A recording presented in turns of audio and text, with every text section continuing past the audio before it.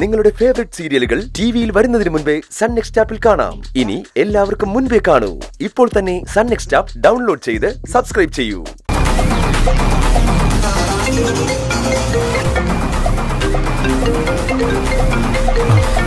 Hello hello Aravind, ഞാൻ അവന്തികയാ.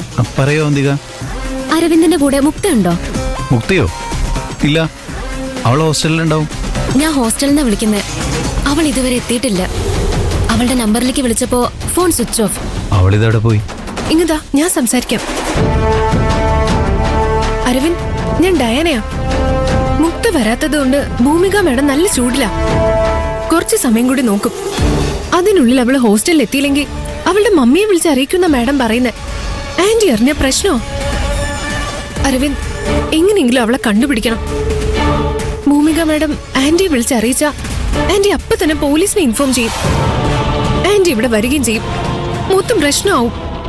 Madam ആന്റിയെ വിളിച്ച് അറിയിക്കുന്നതിന് മുമ്പ് അരവിന്ദ് എങ്ങനെയെങ്കിലും അവളെ കണ്ടുപിടിക്കണം. പ്ലീസ്. നിങ്ങൾ ടെൻഷൻ അടിക്കാണ്ടിരിക്കെ, ഞാൻ വേണ്ടത് ചെയ്തോളാം.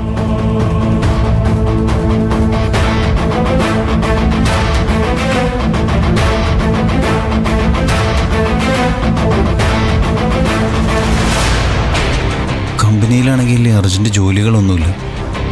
അതുമല്ല, കൈലാസം മീറ്റിംഗും വെച്ചിട്ടില്ല. അവള് പിന്നെ എവിടെ പോയി? ഞാൻ പാർവതിയെ പൂട്ടിയിട്ട പോലെ പിന്നെ അവളെ ആരെങ്കിലും പൂട്ടിയിട്ട് കാണോ?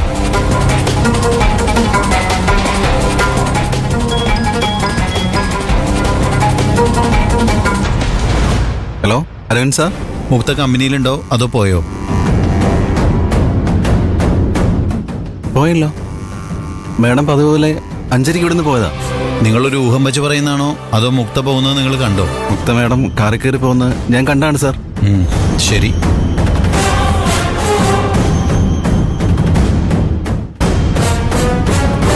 മുക്ത കമ്പനിയിൽ നിന്ന് പോയെന്ന സെക്യൂരിറ്റി പറയുന്നു. അവളിതുവരെ ഹോസ്റ്റലിൽ എത്തിയിട്ടില്ല. പിന്നെ ഇതെവിടെ പോയി?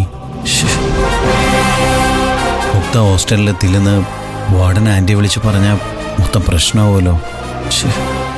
എന്താ ഇപ്പം ചെയ്യാ?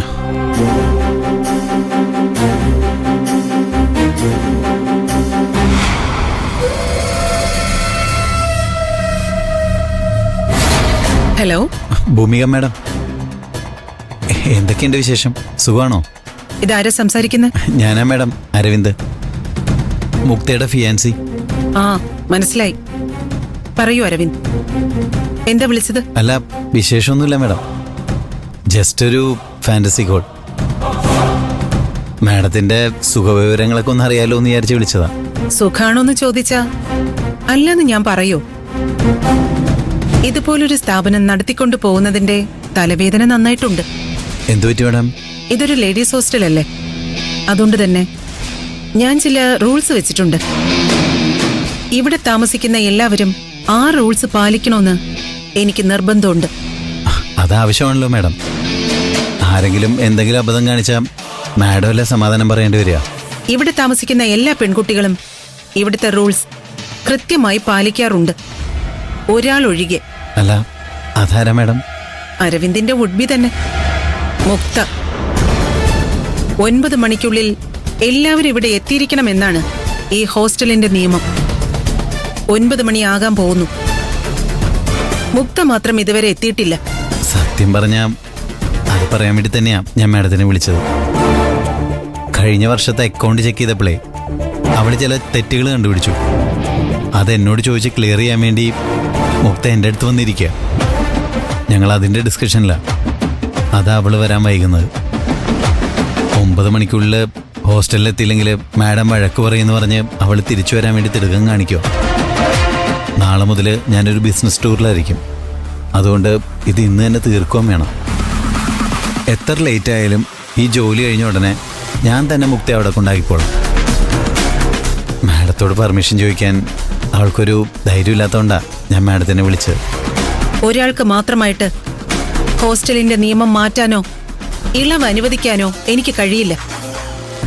മുക്ത എത്രയും വേഗം ഇവിടെ എത്തിയിരിക്കണം. ഹലോ മാഡം, ജോലി തീരാതെ... അതൊന്നും എനിക്കറിയണ്ട. എന്റെ ജോലി ഈ ഹോസ്റ്റൽ ചിട്ടയോടെ നടത്തുക എന്നതാ.